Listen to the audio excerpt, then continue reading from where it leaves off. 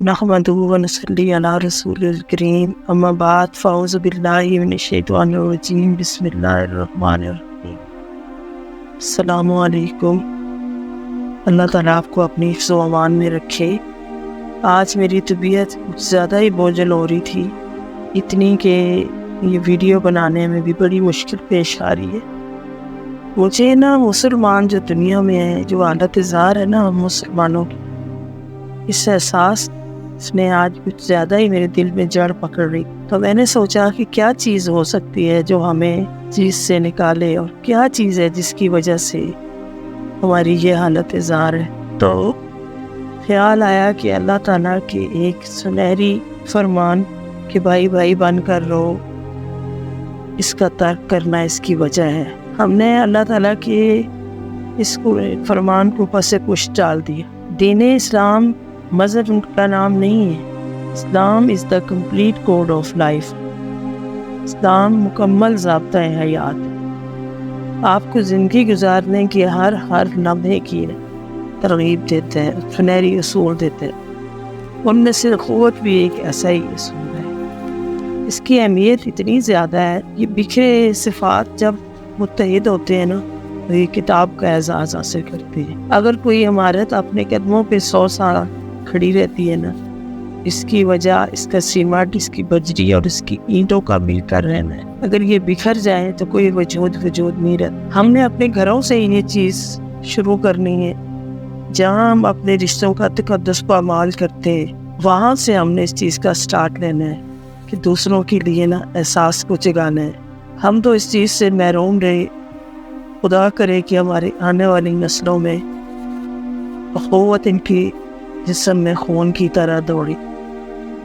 اصل چیز جو تکلیف کا باعث بنی وہ فلسطینیوں کی صورتحال ہے۔ وہ گاجر مولی کی طرح کٹ رہے ہیں، بارود ان پہ رات دن برس رہا ہے، ماؤں بہنوں کی عزتیں لٹ رہی ہیں۔ سوچئے مرنا اتنا مشکل نہیں ہے، لمحہ لمحہ مرنا۔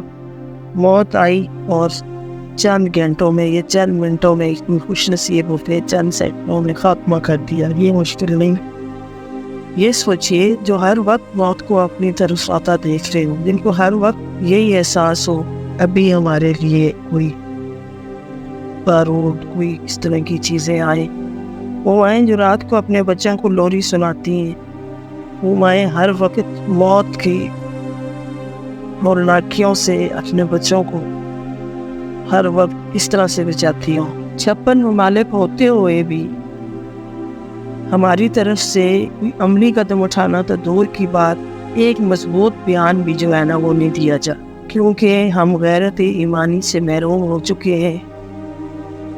ہمیں ڈالرز کا خوف ہے، امریکہ کی ترقی کا خوف ہے، یہودیوں کا خوف ہے۔ ہم نے اپنے رب کو نعوذ باللہ بہت چھوٹا کر دیا۔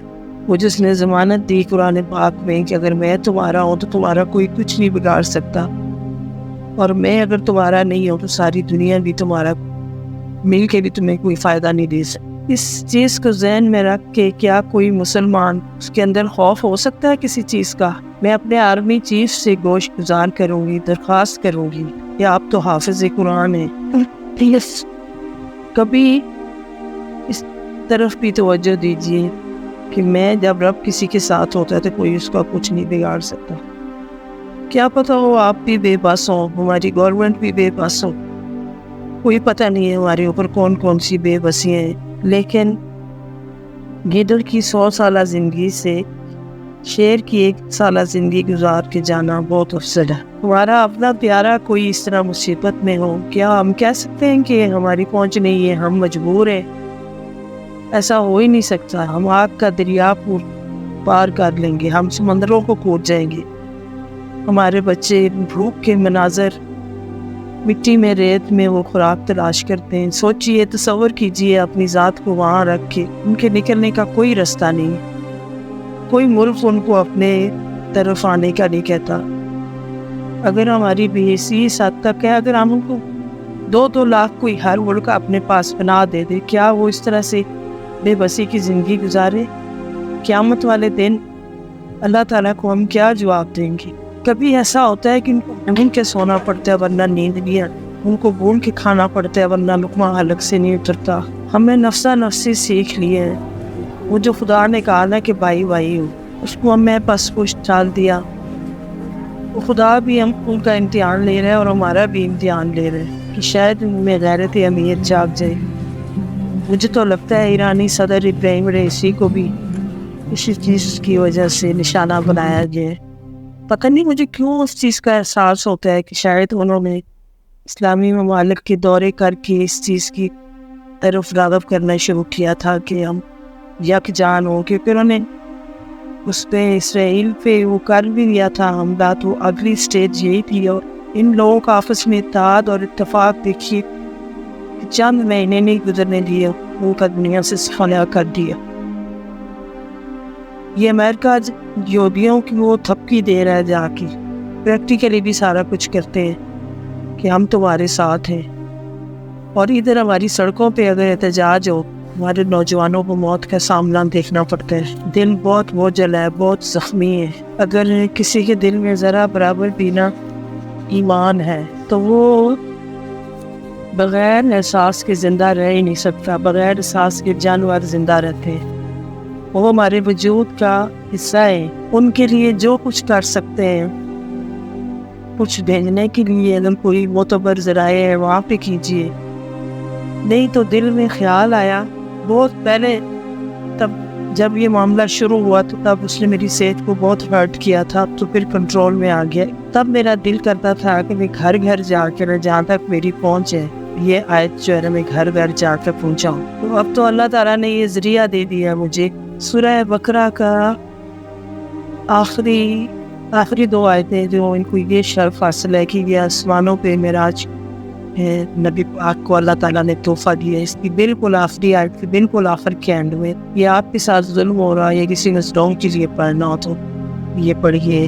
ربنا واعف عنا، اے ہمارے پروردگار ہمیں معاف فرمائیے. واغفر لنا، ہمیں بخش دیجیے. وارحمنا، اور ہم پہ رحم فرمائیے. انت مولانا، تو ہی ہمارا کارساز ہے. فانصرنا، ہماری مدد فرمائیے. علی القوم الکافرین، کافروں کے مقابلے میں. اگر یہ بھی آپ کو ان سے مشکل لگتی ہے نا تو آپ اتنا ہی پڑھیے. ربنا فانصرنا علی القوم الکافرین، ربنا فانصرنا علی القوم الکافرین، ربنا فانصرنا علی القوم الکافرین. اے اللہ، کافروں کے مقابلے میں ہماری مدد کیجیے.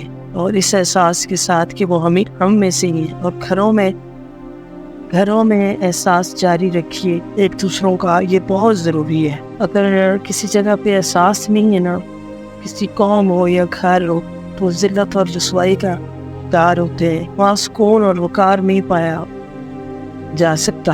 اللہ تعالیٰ سے دعا ہے کہ ہمیں کم از کم ان کے لیے یہ آیت کا آخری ٹکڑا پڑھنے کی توفیق عطا فرمائے.